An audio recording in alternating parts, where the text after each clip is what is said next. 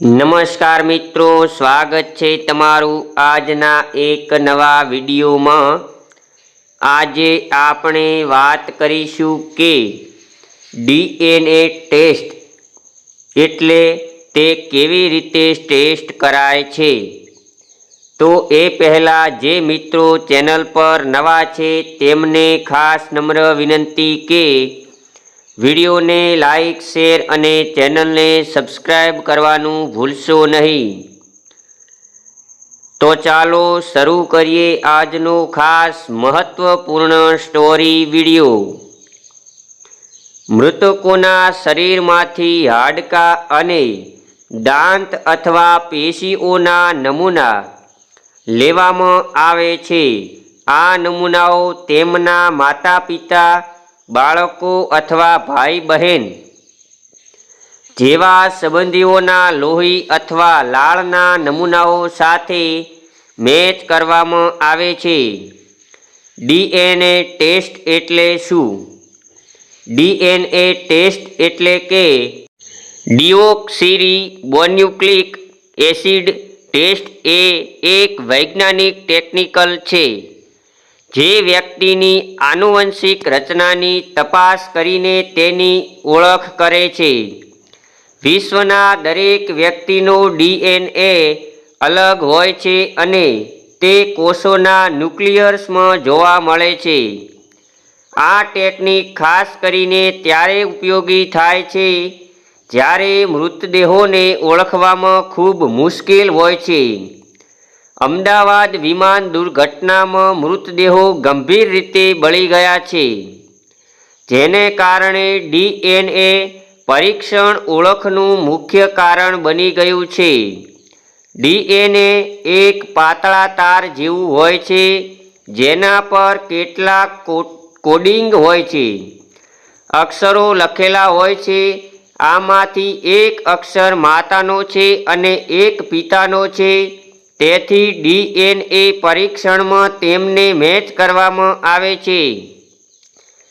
ક્યારેક મોટા ભાગની વસ્તુઓ મેળ ખાય છે અને ક્યારેક ઓછી વસ્તુઓ મેળ ખાય છે, પરંતુ ગમે તે મેચ થાય તે સ્પષ્ટ થઈ જાય છે કે કોણ કોની માતા-પિતા અથવા ભાઈ છે।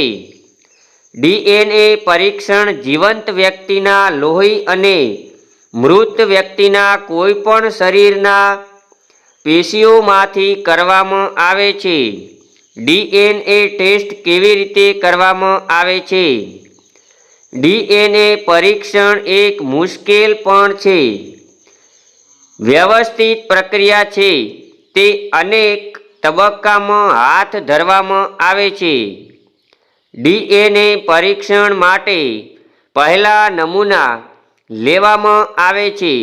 અમદાવાદ વિમાન દુર્ઘટનામાં પછી ગુજરાત સરકારે બીજે મેડિકલ કોલેજમાં ડીએનએ સેમ્પલ વ્યવસ્થા કરી છે। મૃતકોના શરીરમાંથી હાડકાં, દાંત અથવા પેશીઓના નમૂના લેવામાં આવશે। આ નમૂનાઓ તેમના માતા-પિતા, બાળકો અથવા ભાઈ બહેન જેવા સંબંધીઓના લોહી અથવા લાળના નમૂનાઓ સાથે મેચ કરવામાં આવશે। મૃતદેહોમાંથી નમૂના કેવી રીતે લેવામાં આવે છે એ પણ જાણવા જેવું છે। ખરાબ રીતે બળી ગયેલા શરીરમાંથી ડીએનએ લેવા માટે હ્યુમરસ અથવા પાંસળી જેવા હાડકાના નમૂના લેવામાં આવે છે।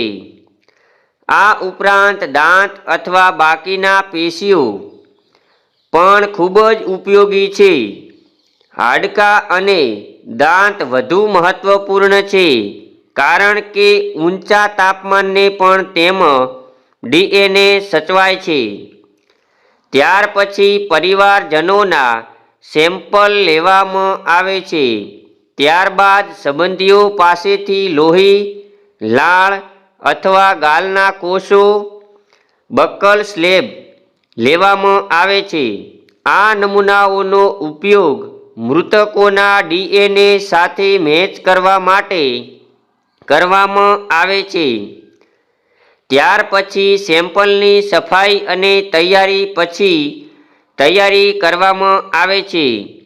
બળી ગયેલા શરીરમાંથી ડીએનએ લેવા અત્યંત મુશ્કેલ હોય છે, કારણ કે હાઈ ટેમ્પરેચર અને કેમિકલ ડીએનએનો નાશ કરી શકે છે. આ સ્થિતિમાં કચરો અથવા સૂક્ષ્મજીવો જેવા બાહ્ય દૂષણોને દૂર કરવા માટે નમૂનાને પહેલાં સાફ કરવામાં આવે છે અને આ માટે નમૂનાને નળના પાણી અને 100% ઇથેનોલથી ધોવામાં આવે છે. હાડકાં અને દાંતને પીસીને પાવડર બનાવવા માટે જંતુરહિત સાધનોનો ઉપયોગ કરવામાં આવે છે. હવે હાડકાંમાંથી ડીએનએ કેવી રીતે કાઢવામાં આવે છે તેની માહિતી મેળવીએ. ડીએનએ લેવા માટે ઓર્ગેનિક એક્સટ્રેક્શન પ્રક્રિયાનો ઉપયોગ કરવામાં આવે છે. આ હેઠળ નમૂનાને રાસાયણિક લિક્વિડમાં મેળવીને ડીએનએ અલગ કરવામાં આવે છે. અમદાવાદ અકસ્માતમાં 1.25 લાખ લીટર બળતણના આગથી મૃતદેહો પ્રભાવિત થયા હતા. આ સ્થિતિમાં ડીએનએની ગુણવત્તા પર અસર થઈ શકે છે. જો કે બળી ગયેલા અવશેષોમાંથી ડીએનએ લેવામાં નવી ટેકનિક સફળ રહી છે. ત્યારબાદ લેવામાં આવેલા ડીએનએની માત્રા અને ગુણવત્તા real time PCR polymerase chain reaction દ્વારા તપાસવામાં આવે છે. આવી સ્થિતિમાં સૌ પ્રથમ ખાતરી કરવામાં આવે છે કે ડીએનએ પરીક્ષણ માટે પૂરતું છે કે નહીં. ત્યાર પછી ડીએનએ પ્રોફાઇલિંગ કરવામાં આવે છે. આ ડીએનએ પ્રોફાઇલિંગમાં શોર્ટ ટેન્ડમ રિપોર્ટ્સ એસટીઆરની તપાસ કરવામાં આવે છે. આ ડીએનએના એવા ભાગો છે જે દરેક વ્યક્તિમાં અલગ અલગ હોય છે. આ પછી એક ડીએનએ પ્રોફાઇલ તૈયાર કરવામાં આવે છે. અમદાવાદ અકસ્માતમાં લગભગ 1000 ડીએનએ પરીક્ષણો કરવામાં આવી રહ્યા હતા, જેમાં મૃતકો અને તેમના સંબંધીઓના નમૂનાઓનું મેચિંગ સામેલ છે. ત્યાર પછી મૃતકોના ડીએનએ પ્રોફાઇલને સંબંધીઓના નમૂનાઓ સાથે મેચ કરવામાં આવે છે. આ માટે માતા પિતા અથવા બાળકોના ડીએનએ સાથે મેચિંગ વધુ સચોટ માનવામાં આવે છે, કારણ કે તેમની વચ્ચે વધુ આનુવંશિક સમાનતા છે.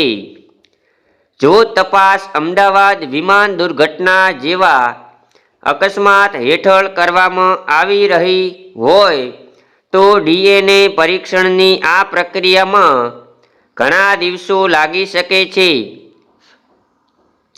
સૌથી પહેલાં આઇસોલેશન લેબમાં પોસ્ટમોર્ટમ સેમ્પલ અને ઘટના સ્થળેથી મળેલા માનવીય અંગોનું પ્રાથમિક પરીક્ષણ કરવામાં આવે છે અને સેમ્પલમાંથી ડીએનએ અલગ તારવવામાં આવે છે. બળેલા અંગો, દાંત અને પેશીય પદાર્થ જેવા સેમ્પલને કેમિકલ ટ્રીટમેન્ટ આપીને ડીએનએ તારવવામાં આવે છે. એકવાર ડીએનએ અલગ થઈ જાય પછી તે ક્વોન્ટિફિકેશન લેબમાં જાય છે, જ્યાં કાઢવામાં આવેલા ડીએનએની ક્વોલિટી અને ગુણવત્તા બંનેને મૂલ્યાંકન કરવા પર ધ્યાન કેન્દ્રિત કરવામાં આવે છે. સચોટ વિશ્લેષણ માટે પૂરતા ડીએનએ છે તેની ખાતરી કરવા માટે પીસીઆર લેબ આગળ વધે છે. પીસીઆર પદ્ધતિ અને થર્મલ સાયકલર મશીનનો ઉપયોગ કરીને નમૂનાઓમાંથી અલગ કરાયેલા ડીએનએની માત્રાને વિસ્તૃત કરવામાં આવે છે. અંતે ડીએનએ સેમ્પલને જે અગાઉના તમામ તબક્કાઓમાંથી સફળતાપૂર્વક પસાર થયા છે તે અંતિમ મશીન દ્વારા ચલાવવામાં આવે છે. આ પ્રક્રિયામાંથી મેળવેલ પ્રાથમિક ડેટા એફએસએલના વરિષ્ઠ વૈજ્ઞાનિકોને એક વ્યાપક ડીએનએ પ્રોફાઇલ તૈયાર કરવાની મંજૂરી આપે છે. ડીએનએમાં માતા અને પિતા બંનેના રંગસૂત્રો હોય છે. ડીએનએ પરીક્ષણમાં માતા અને પિતા બંનેના રંગસૂત્રો હાજર હોય છે. ડીએનએ ફિંગરપ્રિન્ટ જેવું જ છે. પહેલાં આવતી હતી, હવે તે ડીએનએ દ્વારા પણ થાય છે. ડીએનએ નમૂના લોહી, હાડકાં, લીવર અથવા પેશાબમાંથી લેવામાં આવે છે. વ્યક્તિના મૃત્યુ પછી પણ ડીએનએમાં કોઈ ફેરફાર જો કોઈ વ્યક્તિ લાંબા સમયથી મૃત્યુ પામી હોય તો ડીએનએમાં થોડો ઘટાડો થાય છે, પરંતુ તેના દ્વારા પણ ઓળખ શક્ય છે. તેમણે કહ્યું કે જો ડીએનએ માટે લોહીનો નમૂનો લેવામાં આવે તો પણ તે 3 થી 4 દિવસ સુધી ઠીક રહે છે, પરંતુ તે પછી તે બગડી જાય છે. તો મિત્રો, આ વિડીયો જો તમને ગમ્યો હોય તો વિડીયોને લાઈક, શેર અને ચેનલને સબસ્ક્રાઈબ કરવાનું ભૂલશો નહીં. જય શ્રી કૃષ્ણ, જય માતાજી. આપનો દિવસ શુભ રહે. ફરી મળીશું એક નવા વિડીયો સાથે. આભાર.